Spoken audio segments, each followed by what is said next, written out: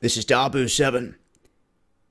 We have an interesting series of events here that I think points to what they're planning to do in terms of Africa here in the future.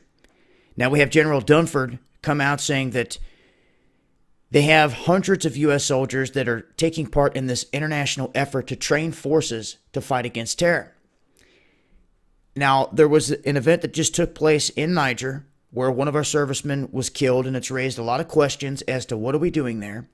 And it's usually not until someone dies or a big event happens, like a Benghazi in Libya, that catches attention that people are like, all right, what are we even doing there? What's going on there? Because people just have no clue. Out of sight, out of mind. When the mainstream media just does not talk about it, they don't see it on their evening news or in their living room, they just don't know about it. When they send their generals out here to give statements, that's what they do see, and that's all they do consume. This goes further than what Dunford wanted to say. And I have a link in the description box that you need to read. You need to check out all the nooks and crannies, all the little tidbits of what they're saying, what they have planned, all the way up through 2030. This is per their Wargaming College that just had this massive drill. And when you start reading the details of it, man, oh man, they start talking about NYC, the Lincoln Tunnel, huge events that were supposed to go down but get foiled.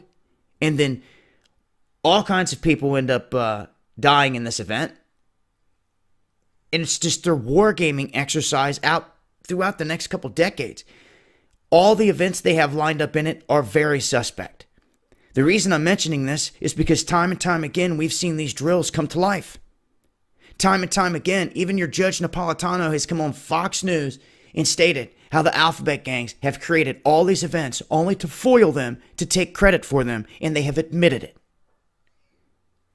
When we see drills on the same days as these huge events that have gone down, or right around the same time frame, people are waking up. And what I see here is something I've seen for some time. They're shifting gears toward Africa. Heavy, big time. And as China's moved in on the Eastern Front, it looks like the U.S. and their allies are moving on, engaging the Western Front. We've seen the boogeyman get all the French equipment that was just left there for them and everything else. I'm telling you, there's big things going down in Africa. A lot of the details laid out here at this link I'm going to leave below. Make sure you read them and make sure you lock in your mind their plan. Because if we see any of these things really happen, well, then we know who already had a blueprint for it. You see,